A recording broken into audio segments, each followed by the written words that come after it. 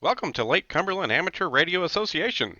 You can find us at LCARA.net, on Facebook, on YouTube, and on Instagram.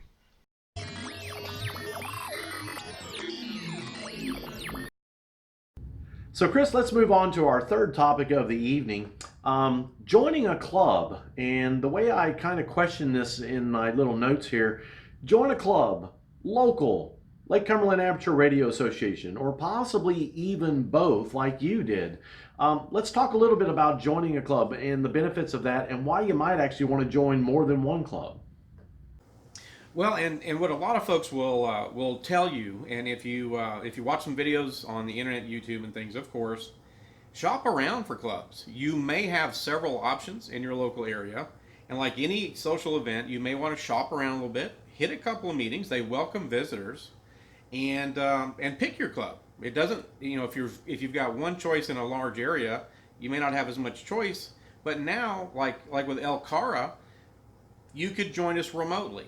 We would welcome members remotely. And again, we have our nets we'll talk about that you can still participate in if you're remote.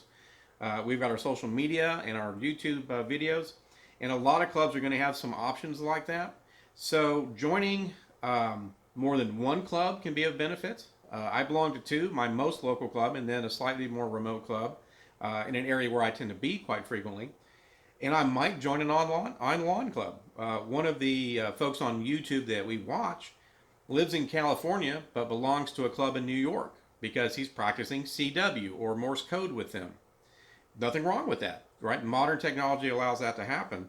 So you can shop around, find a club, maybe even two, maybe one's online like LCARA. And I think most clubs are going to welcome that because that's kind of the trend of where technology is taking us today. And the thing that I really like about ham radio clubs today, Chris, is just the low barrier to entry. Most of these fees for joining a club is very low cost, $20, $25, maybe a little higher than that in some cases. But just our club, I think, is what, $20, $25. And for an entire year, goodness, why wouldn't you join? And El Cara, even though a smallish club in southeastern Kentucky, as Chris mentioned, we're looking for members all over the United States and potentially in the world because you can still participate. That's what's phenomenal about ham radio is your ability to participate whether you're in the local area or not. And sure, there's going to be some activities that are local, but you'd be able, even let's say for instance you join our club and you live in Germany, you can still participate. There are software products out there so you can participate in our nets. Echolink is one example of that, which we'll go into a lot more detail down the road in a video. But there's other software, there's other modes of communication like digital modes of communication, packet communication, and so on that allows you to participate from afar. And so join the local club because they need your participation. All clubs are kind of on the wane because people have become less club oriented, but we need to bring it back. Join your local club and then join one that's remote that helps bring in other skill sets that you might not use in your local club and make friends in different parts of the world. So join El Cara at the bare minimum. Like I said, the barrier to entry is very low. It's $20, $25, somewhere in that ballpark. And join us online, join us on ham radio, join us on the nets. Exactly. I was fortunate to be able to speak to a ham operator in England. He manufactures antennas. I bought one of his antennas. It's going to be reviewed in one of our antenna videos coming up in our series. But he sort of created a non-club club through Facebook and with his YouTube channel. And he'll do live online streams. And he was hitting the 2 meter repeaters in England, but they were connected to Echolink, a computer program. I was able to talk to him on what's normally a relatively short range media over the internet. He was using RF, I was using a computer, and I was able to talk to him over in England in near real time. So distance is not much of a barrier to entry anymore. There's all kinds of technologies that can let a long distance club still be of benefit. Not every club may do every activity you'd like to see. It's always good to join a local club, but find an online club like LCAR that's doing some of the activities you do want to see. If it's technical stuff, if it's on the bench, whatever it is. And the thing I also like about the club scene is all of the resources available. Now, we've alluded to this when it comes to people, but a lot of times the other men and women in the club have gear that you may, not in all cases, but you might be able to borrow. Or you might be able to learn about so that you can get a version of that. A lot of gear, as Chris mentioned earlier in this video, is available online without mentioning some of those places to purchase the gear. Just know that it's out there. And the club gives you that opportunity to work with people that know how to operate that gear. Some of this gear can be a little bit intimidating, especially if you get some of the new stuff with all the buttons and all the displays and everything. But you can start simple, as we talked about earlier in this video, and just learn to start communicating, and then learn the buttons and knobs as you come along.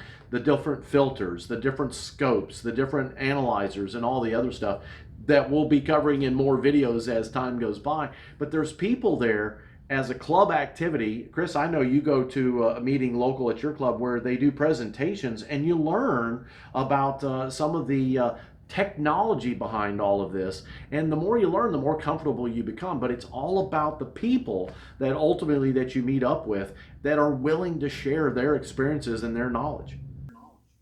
That's true. And again, if you become friendly with a local club, again, the online clubs like LCARA, there's nothing wrong with them, and you can get additional knowledge and benefits from those. And again, the expense is usually not much, $20 or $30 a year for most clubs.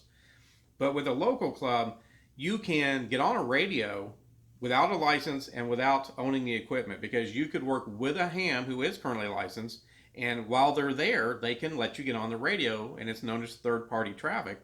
But it would let you see how it is, let you experience it, let you get some experience with it, and they could help you learn about it, even when you don't have the equipment or the license yet. So there's just a lot of benefits to a local club, and the social interaction is a big part of it. Access to knowledge, access to equipment, and hopefully having some fun. Maybe make some new friends. Well, and that's what I get out of the hobby. I can't speak for Chris, but I know what I'm like. I can be a loner. I'm on the road a lot. I'm by myself, eating by myself. And it's really easy to kind of put yourself in a little bubble where you just don't really venture out much. Ham radio allows me to interact and communicate with people that are so much more knowledgeable than I am. I'm very knowledgeable in my field. I'm considered an expert in my field, but not in ham radio. And it's great to be around people that are an expert in that field, not yours, but an expert in ham radio. And you just need to be humble and listen. Listen to these guys and gals that have been doing this for a heck of a long time. And you'll be amazed at how many friends you make. And you'll also find that the vast majority of people that I've run into, and Chris, you went to Hamvention this past month, how courteous and how genuine these people are. I'm just always impressed with how genuine people are. Yeah, the vast majority of hams are going to be courteous and nice people. Remember, when you think about CB radio, and there's really nothing wrong with CB radio, it's another band, and it's actually really cool that the band has been set aside for folks. You don't have to have a license for it. It's inexpensive equipment. But the nice thing about ham radio operators, they have something to lose. If they were to get in trouble, they could lose their license forever. It doesn't happen often, but because there's something on the line, you tend to have a little bit, it's sort of a higher class of folks you run into. There's some bad apples, and depending on the band you get into, but for the most part, they're going to be courteous. They're willing to help. They want to meet people too. They want to hear your accent, whatever it is. And so, yeah, for the most part, folks are courteous, and it's a pleasant experience.